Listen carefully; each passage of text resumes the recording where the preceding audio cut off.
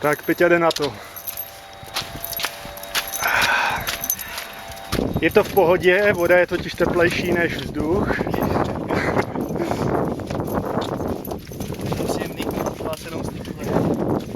Na vzduchu je minus. Ničeho se nebojím, do toho po hlavě. Je to drak.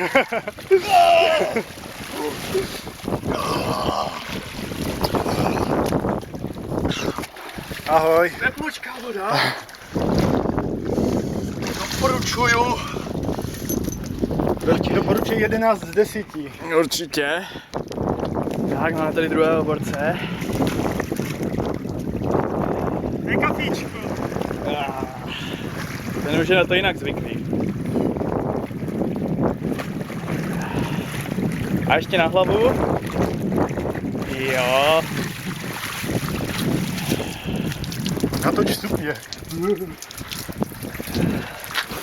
Abyste neřekli, že kecáme, tak je minus 9 a 0,7.